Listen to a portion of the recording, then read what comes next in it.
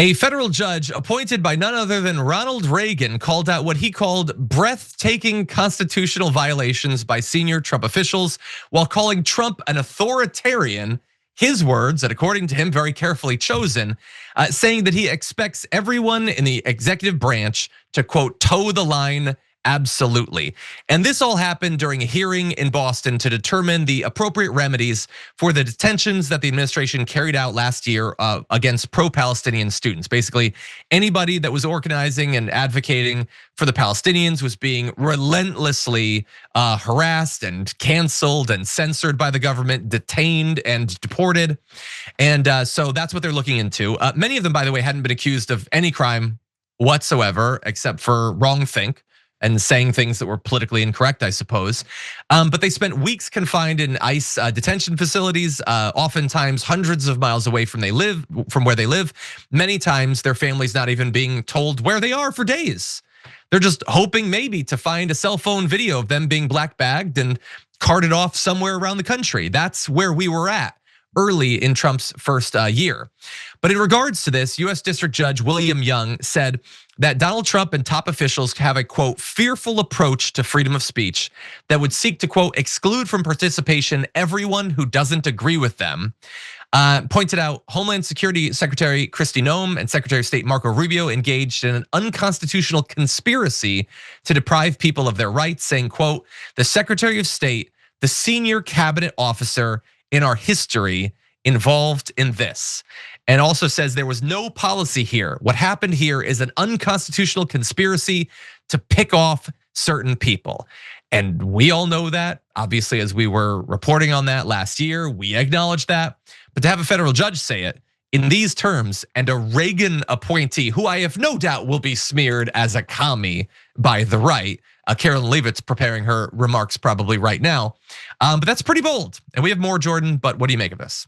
I mean, we're what, minutes away from that judge being doxxed and his address being published and singled out by Trump in a Truth Social post, and his legions of cultists harassing this judge and his family. I mean, good on him for pointing this out, respect.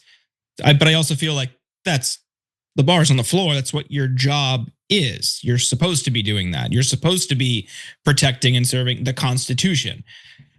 Trump will not like this. The right certainly will not like this. They'll call him an activist. They'll call him a radical, leftist, communist, Marxist, whatever. I mean, as sad as it is, my next thought is, I hope he's okay. I hope he's safe for just doing his job. But that's the world we live in. Trump wants to destroy the fabric of this country and remake it in his own image. Yeah, no, 100%.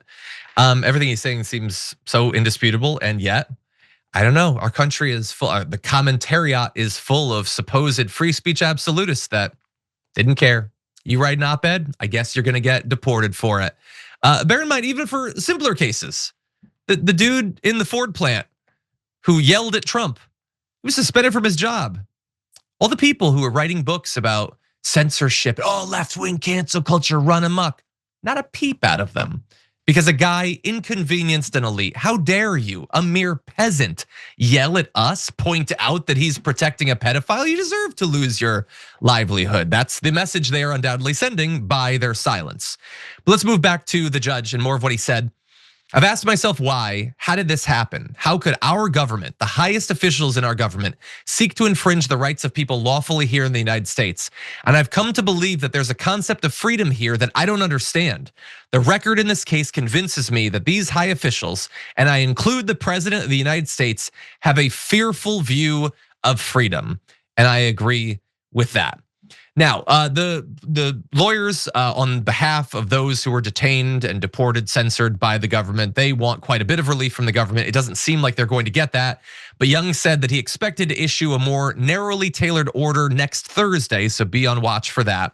One that would protect the non-citizen members of the plaintiff groups from changes to their immigration status, except in certain defined circumstances, not, as we saw it, just whim.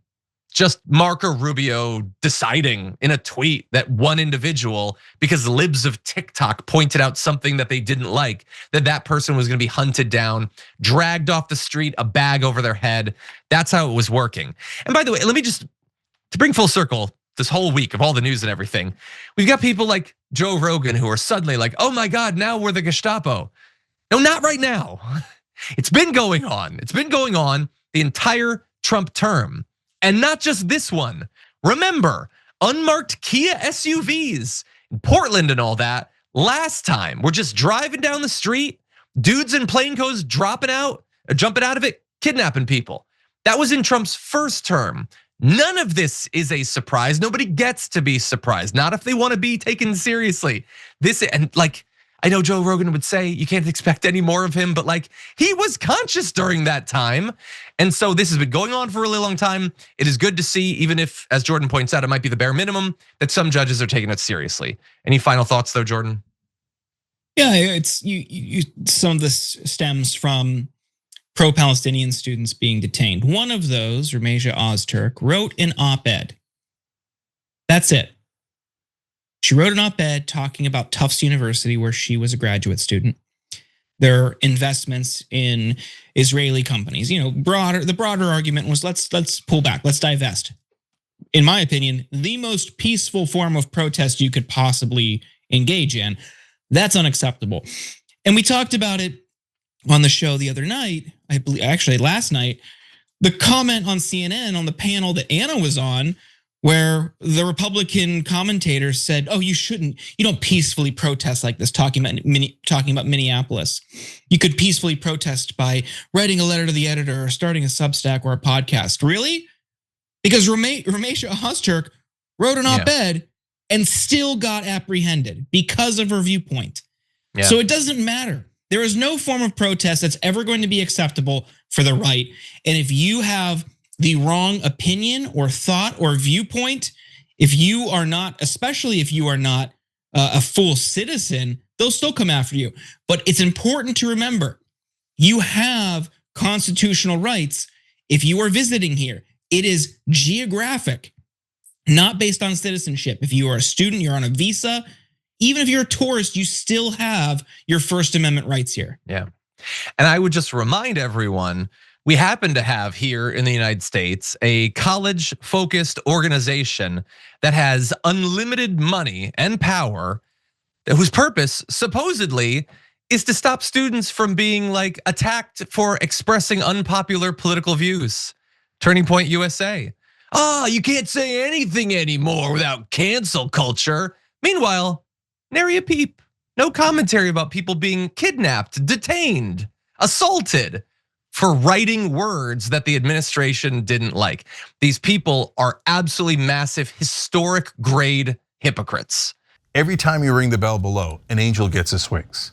Totally not true, but it does keep you updated on our live shows.